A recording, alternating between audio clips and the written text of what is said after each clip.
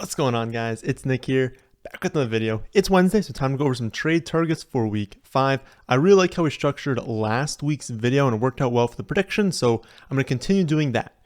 But I also wanted to create 2 separate lists this time.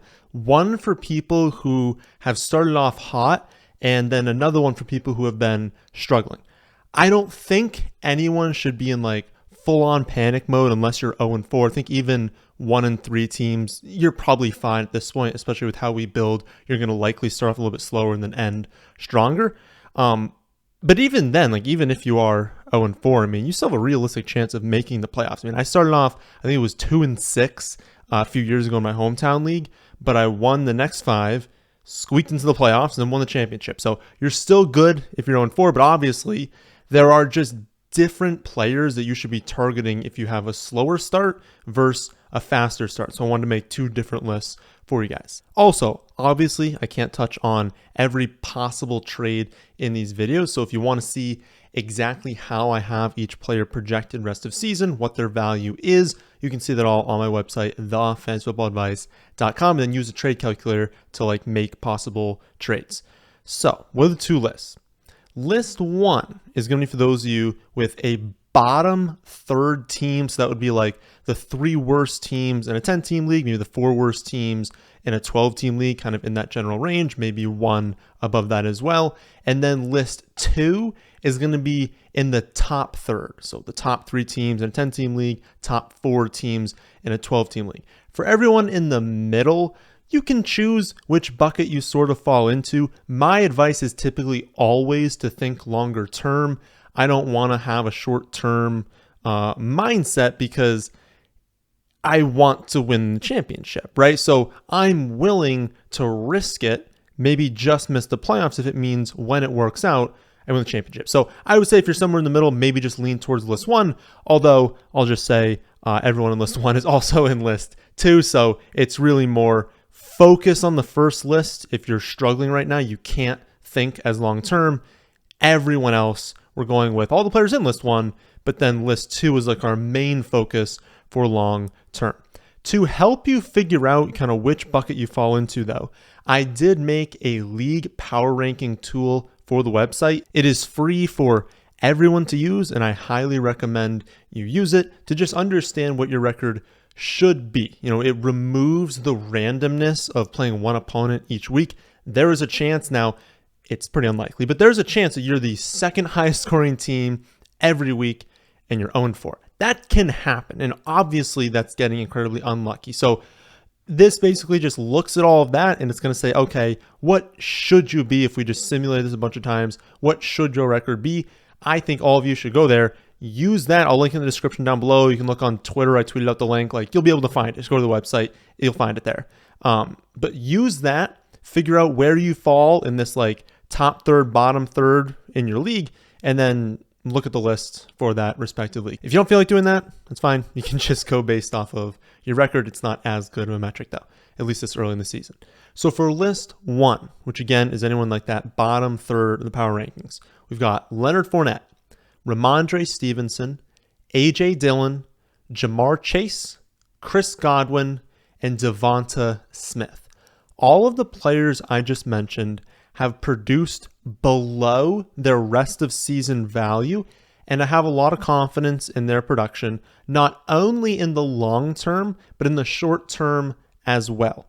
Fournette has 77% of the Bucs carries, just under 12.5% of the target share. They've just been struggling recently while their wide receivers have been recovering, right? They haven't had their team at full strength. The offensive line is also an issue, and it's going to be an issue all season. So that's probably not going to get fixed very much. But it was compounded by having absolutely no one to throw to, having players rotating in and out of the lineup. Once they get the wide receiver core healthy, which is happening now, that's going to benefit the entire offense. They're going to move up and down the field more.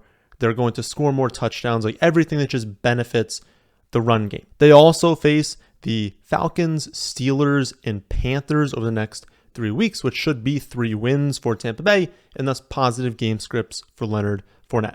As for Godwin, since we're talking about the Bucs, he returns from the injury. He runs the second most routes of any player last week. He looked really good coming off of the injury. At this point, he'd have to suffer a completely separate injury. I guess, you could always get a re-injury, but we're assuming he's healthy now. They would not have thrown him out there for the second most snaps if he wasn't good to go. He could get hurt again, but I think he is a high-end wide receiver 2 rest of season. Ramondre Stevenson gets a home matchup this week with the Lions. They still have, I would say, the worst defense in the league, but if not, bottom 3 defense in the NFL. They play up tempo. Stevenson has just under a 13% target share now. They're starting to basically, to begin the season, they wanted to rotate drives with Harris, Stevenson, and then also use Ty Montgomery. Montgomery gets hurt, and so they're like, okay, we'll rotate drives with these two, and we'll use Stevenson in 2 minutes.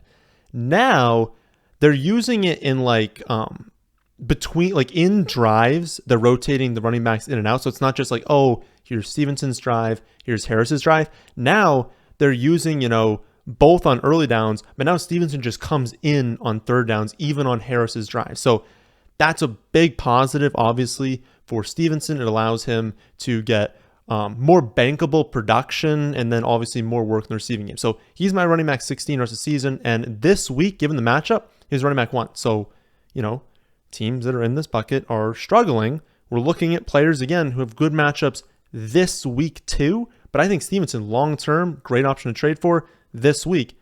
Going to have a really good game if you need that production.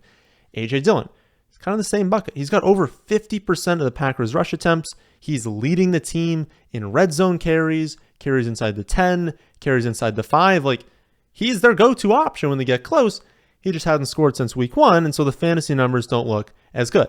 But he's my running back 17 rest of the season, and this week he's a mid-range running back 2. He's got a home matchup with the Giants. And they might be on their third-string quarterback. We don't really know the final status of either quarterbacks right now, but both are banged up. Both might not play. The Packers they could score 4-5 touchdowns this week, but regardless, they're going to have a positive game script at home. It's very likely Dillon scores, and if he doesn't score, he's still going to have a fine game, going to be used plenty. Devonta Smith coming off a rough week, 3 for 17, no touchdowns, but, it had rain, it had wind. We had another second half for the Eagles. Didn't have to throw the ball. We had the lowest pass attempt game for the Eagles this season.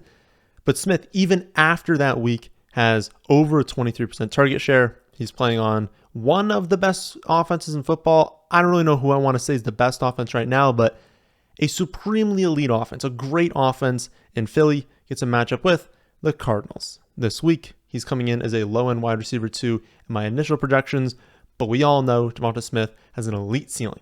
We know he can go out there and have 8 for 150 and 2 touchdowns. I think that could happen this week. That's obviously a lofty projection for him, but it's a great game environment. There's at least a chance that the Cardinals can force them to throw the ball a little bit, but the Cardinals are going to play fast too. So we're expecting, even if Philly doesn't have to have elevated pass play rate, their just plays are going to be really high. They're going to have a lot of chances to score, and so it's a great spot for Smith right now. And again, coming off a bad game, you want to buy low on him. Then finally, Ja'Marr Chase, real good time to be trading for him, regardless of what bucket you fall into. Still has over a 26% target share on the season. His per target numbers are a little bit lower, but that's just because he hasn't broken off a big play yet. That's going to happen soon, and the Bengals offense is also going to get back on track soon as well.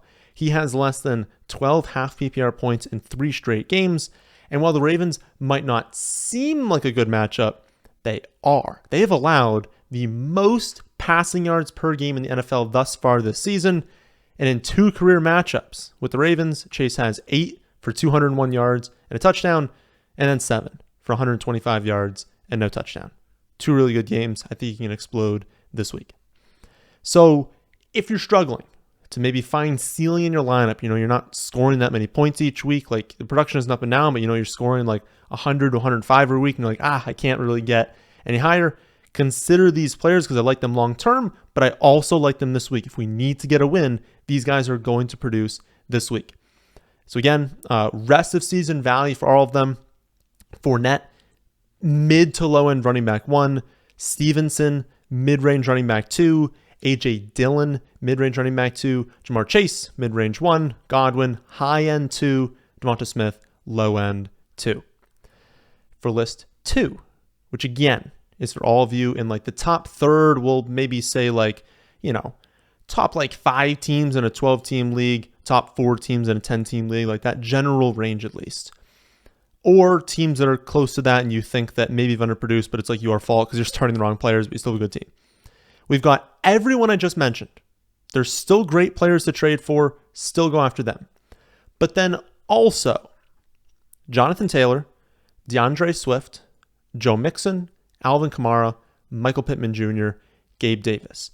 I don't think I'd go after that list. Again, if you fall into the first bucket of like a lower end team, because there's a lot of injuries here, there's a lot of underperforming because of those injuries, that's risky. If you started off 1-3, 0-4, and you're trading for these players, understand that like you're probably buying low and it's probably going to work out for you in the long run.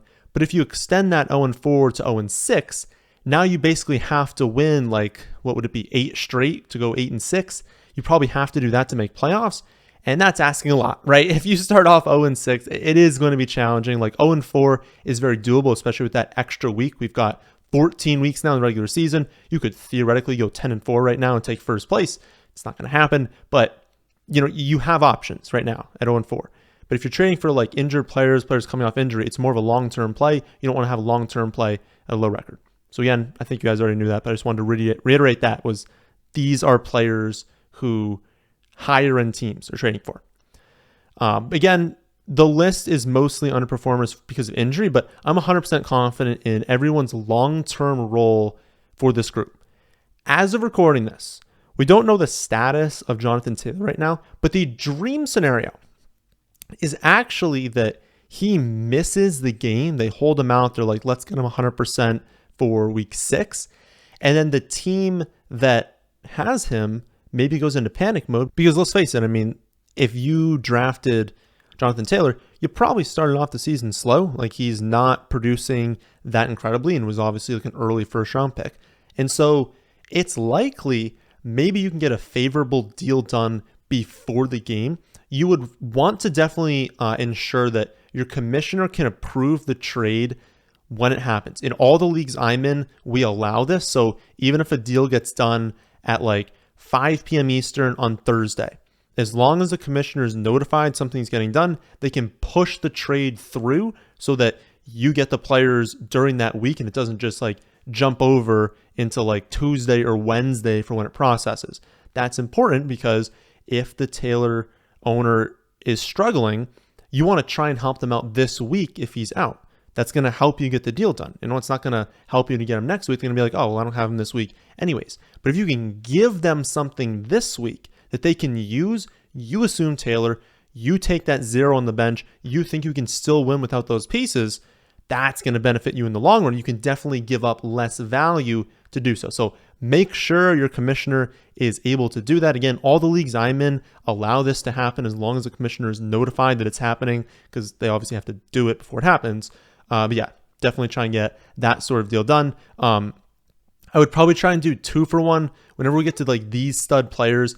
I don't ever like doing, like a top 5 running back for top 5 wide receiver. Like, I just don't like doing that. I would much rather you give up like 2 really good players for Taylor. I just think that's the best way to kind of jump up and do trades. And also remember, Taylor was running back 29 through week 3 last season, running back 11 through week 5 last season. Then he finishes a running back 1 overall by like a mile. It was by like 40 or 50 points. So he started off slow last season. Players can start off slow for a month, even 2 months, then explode. Don't think that he just like isn't what he was last year. He's getting insane volume. I mean, it's like 81% of the team's carries, just under 11% target share, unheard of numbers. Like he's getting used a ton. DeAndre Swift. He's not Jonathan Taylor, but he's still an elite running back. He's on an elite offense with, like I said, probably the worst defense in football. So they're going to have to be throwing a ton. They're going to have to be remaining aggressive every single game. He's likely out until week 7. But again, use that to your advantage. Hopefully, the team that has him is struggling. You can send an offer that can give them the best chance of winning now because they might need production over the next 2 weeks, and you can give that to them. But Swift's going to be running back 1 when he returns, which again, probably going to happen in week 7. So if you can afford to, have him on your roster, you have the players trying to get a deal done for him. Joe Mixon has had a rough time this season. Offensive line can't really do anything right. He's down to a 2.7 yards per carry. But, he's seen great volume. And even with that, so even one touchdown on the year, 2.7 yards per carry, he's running back 16. That kind of shows you the floor. Once he approaches, he's going to have 4.5 yards per carry at some point this season. It's going to start going up to that number. And he's going to have touchdowns. Once those come in, it's almost impossible for him to not be a running back 1. And so if you can target him at this range as a 2, I don't think you can actually get him at running back 2 value, but he's a mid-range running back 1 rest of the season. So if someone is going to, give him up for a high-end running back 2 and maybe a mid-range to high-end wide receiver 2, just 2 kind of lesser players but still good, I would do that for Mixon. Alvin Kamara, similar story to DeAndre Swift. When he's back, he'll be a running back 1. I know Breeze isn't there, and so, we're not going to see the 81, 83 reception season. Not going to happen. But so far this year, he's got 57% of the team's carries, 15% target share. He's just been unlucky. 2 games played so far, 0 touchdowns, 3.8 yards per reception. There's nothing to indicate that those numbers are going to hold. He's going to have plenty of touchdowns this season, more than 3.8 yards per reception, probably closer to 7, 8, maybe even 9. Don't panic. He's going to be fantastic when he returns. If anything, be happy that they held him out to try and get him healthy. Now you can acquire him closer to full health. That's awesome. For the wide receivers on the list, got 2 for this tier, Pittman and Gabe Davis. Pittman hasn't been great in fantasy since week 1, but he still has a 23% target share in the season, and that includes games coming off of the injury. It's probably going to be higher overall, maybe 25, 26%. And we know that Pittman is the best wide receiver in the Colts by a mile. We know no one's overtaking him, and we know the offense hasn't been good, but they're not going to average 14.3 points per game all season, which is worse in the league so far. It's lower than the Jaguars had last season. They're going to be better than that. Pittman's going to be fine. Pittman's going to be heavily involved. He'll have a lot of touchdowns. He's going to be good. Trade for him if someone thinks otherwise. And then finally, Gabe Davis.